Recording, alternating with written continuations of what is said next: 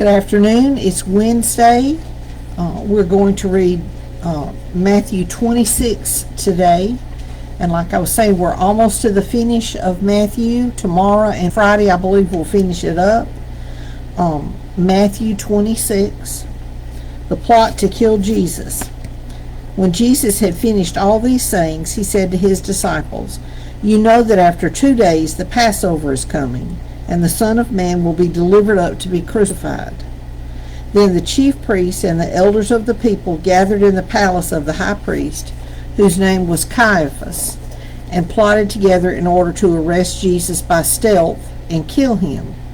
But they said, "Not during the feast, let there be an uproar among the people." And the next section is titled, Jesus Anointed at Bethany. Now when Jesus was at Bethany, at the house of Simon the leper, a woman came up to him with an alabaster flask of very expensive ointment, and she poured it on his head as he reclined at table. And when the disciples saw it, they were indignant, saying, Why this waste? And when the disciples saw it, they were indignant, saying, Why this waste? For this could have been sold for a large sum and given to the poor. But Jesus, aware of this, said to them, Why do you trouble the woman? For she has done a beautiful thing to me. For you always have the poor with you, but you will not always have me. In pouring this ointment on my body, she has done it to prepare me for burial. Truly I say to you, wherever this gospel is proclaimed in the world, what she has done will also be told in memory of her. And the next section is titled, Judas to betray Jesus. Then one of the 12, whose name was Judas Iscariot, went to the chief priests and said, What will you give me if I deliver him over to you? And they paid him 30 pieces of silver. And from that moment he sought an opportunity to betray him. And the next section is titled, The Passover with the Disciples. Now on the first day of unleavened bread, the disciples came to Jesus, saying, Where will you have us prepare for you to eat the Passover? He said, Go into the city to a certain man, and say to him, The teacher says, My time is at hand. I will keep the Passover at your house with my disciples. And the disciples did as Jesus directed them, and they prepared the Passover. When it was evening, he reclined at table with the 12. And as they were eating, he said, Truly, I say to you, one of you will betray me. And they were very sorrowful, and began to say to him one after another, Is it I, Lord? He answered, He who has dipped his hand in the dish with me will betray me. The Son of Man goes as it is written of him, but woe to that man by whom the Son of Man is betrayed. It would have been better for that man if he had not been born. Judas, who would betray him, answered, Is it I, Rabbi?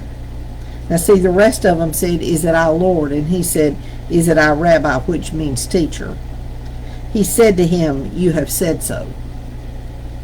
And let me remind you, Jesus knew from the first time he laid eyes, even before he saw Judas, he knew Judas was going to betray him. This was not a surprise to Jesus. It didn't just dawn on him just now. He knew from the beginning that Judas would betray him. And he loved him anyway. He allowed him into his group. He loved on him just like he loved on the others. He washed his feet just like he washed the others.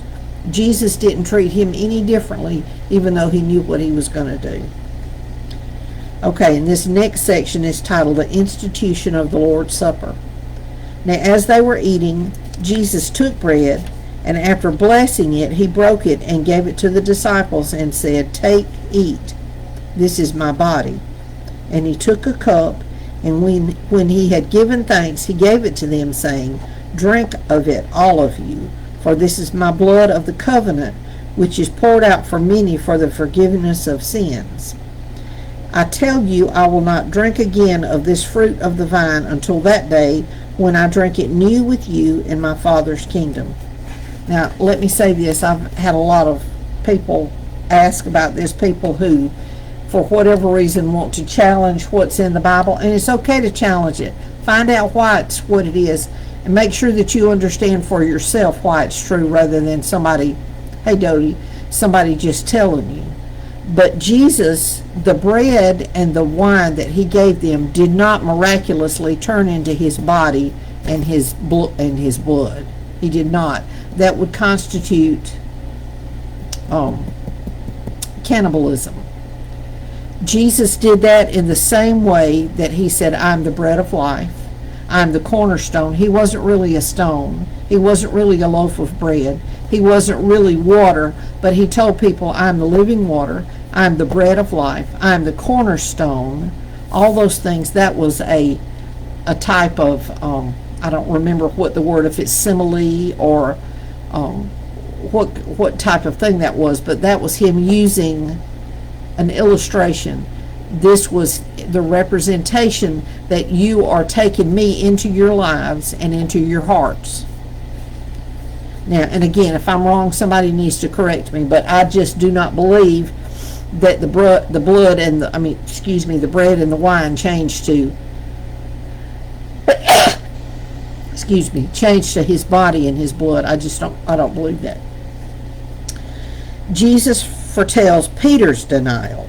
And when they had sung a hymn, they went out to the Mount of Olives. Then Jesus said to them, You will all fall away because of me this night. For it is written, I will strike the shepherd, and the sheep of the flock will be scattered. But after I am raised up, I will go before you to Galilee. Peter answered him, Though they all fall away because of you, I will never fall away. Jesus said to him, Truly I tell you, this very night before the rooster crows, you will deny me 3 times. Peter said to him, Even if I must die with you, I will not deny you. And all the disciples said the same. And the next section is titled, Jesus Prays in Gethsemane. Then Jesus went with them to a place called Gethsemane, and he said to his disciples, Sit here while I go over there and pray. And taking with him Peter and the 2 sons of Zebedee, he began to be sorrowful and troubled. Then he said to them, My soul is very sorrowful, even to death. Remain here and watch with me. And going a little further, he fell on his face and prayed, saying, My Father, if it is possible, let this cup pass from me. Nevertheless, not as I will, but as you will. He knew what was coming, and he didn't. The human part of him didn't want to have to go through it. Can you imagine knowing the torture that he was going to go through? And so the human part of him didn't want to go through that, but he was still willing to do it because God asked him to, and because he loved us, he did it for us. Verse 40, And he came to the disciples and found them sleeping, and he said to Peter, So, could you not watch with me 1 hour? Watch and pray that you may not enter into temptation. The spirit indeed is willing, but the flesh is weak. Again, for the second time, he went away and prayed, My Father, if this cannot pass unless I drink it, your will be done. And again he came and found them sleeping, for their eyes were heavy. So leaving them again, he went away and prayed for the 3rd time, saying the same words again. Then he came to the disciples and said, Sleep and take your rest later on. See, the hour is at hand, and the Son of Man is betrayed into the hands of sinners. Rise, let us be going. See, my betrayer is at hand. And then the next section is titled Betrayal and Arrest of Jesus. While he was still speaking, Judas came, one of the 12, and with him a great crowd with swords and clubs from the chief priests and the elders of the people. Now the betrayer had given them a sign, saying, The one I will kiss is that man, seize him. Not that most of them didn't know who Jesus was anyway. They wouldn't have had to have had it pointed out, but this was his way of making sure they got the right one. And he came up to Jesus at once and said, Greetings, Rabbi. Again, calling him Rabbi instead of Lord. And he kissed him. Jesus said to him, Friend, do what you came to do. Then they came up and laid hands on Jesus and seized him. And behold, one of those who were with Jesus stretched out his hand, and drew his sword, and struck the servant of the high priest, and cut off his ear. Then Jesus said to him, Put your sword back in your place, for all who take the sword will perish by the sword. Do you think that I cannot appeal to my Father, and he will at once send me more than 12 legions of angels? But how then should the Scriptures be fulfilled, that it may be so? At that hour Jesus said to the crowds, Have you come out as against a robber with swords and clubs to capture me? Day after day I sat in the temple teaching, and you did not seize me. But all this has taken place that the Scriptures of the prophets might be fulfilled. Then all the disciples left him and fled. And that was just what he had told them they were going to do. And the next section is titled Jesus before Caiaphas and the council. Then those who had seized Jesus led him to Caiaphas the high priest, where the scribes and the elders had gathered. And Peter was following him at a distance, as far as the courtyard of the high priest. And going inside, he sat with the guards to see the end. Now the chief priests and the whole council was seeking false testimony against Jesus, that they might put him to death. But they found none, though many false witnesses came forward. At least 2 came forward and said, This man said, I am able to destroy the temple of God and to rebuild it in 3 days. And the high priest stood up and said, Have you no answer to make? What is it that these men testify against you? But Jesus remained silent. And the high priest said to him, I adjure you by the living God, tell us if you are the Christ, the Son of God. Jesus said to him, You have said so. But I tell you, from now on you will see the Son of Man seated at the right hand of power and coming on the clouds of heaven. Then the high priest tore his clothes and said, He has uttered blasphemy. What further witnesses do we need? You have now heard his blasphemy. What is your judgment? They answered, He deserves death.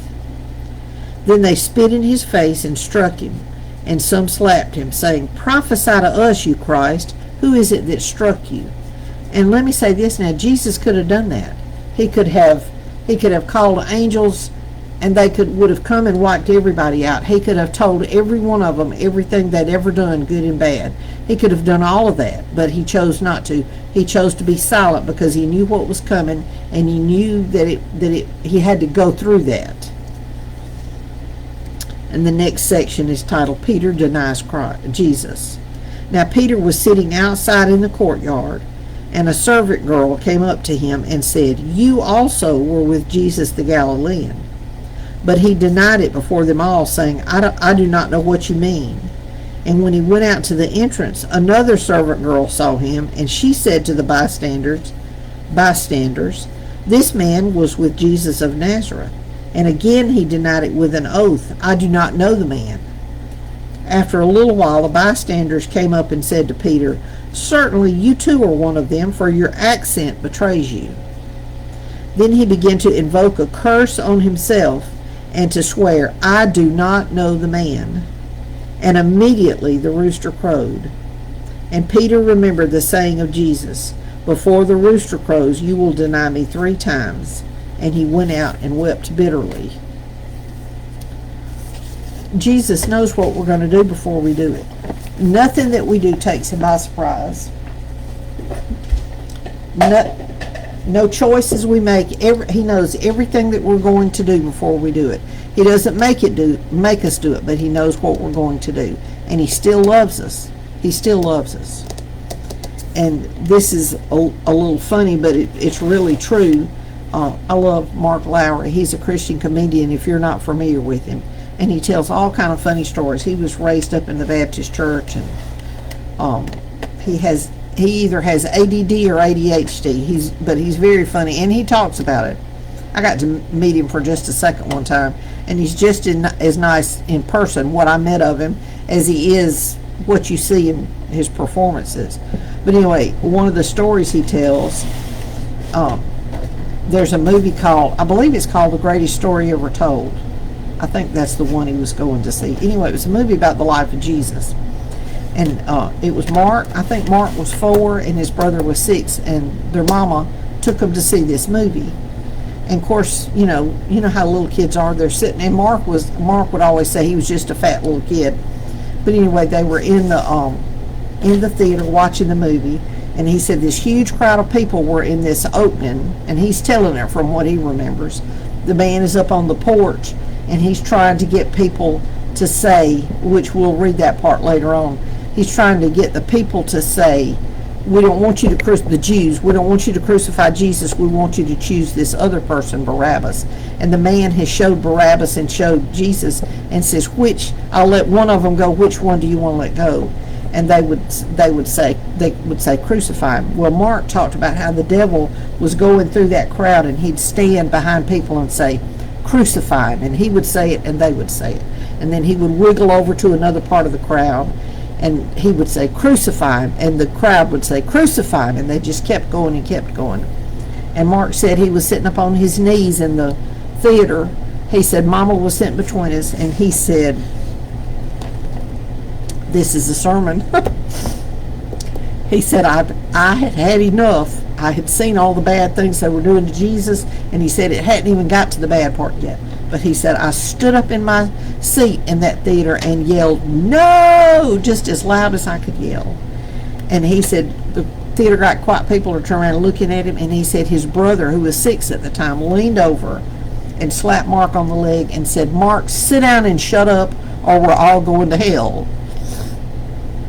And that's the truth. If Jesus hadn't died for us, we would all go to hell. So the little boy knew the truth, even though he was just, I'm sure he didn't mean it that way, but anyway, I think about that a lot of times. But Jesus died for us, so we don't have to go to hell.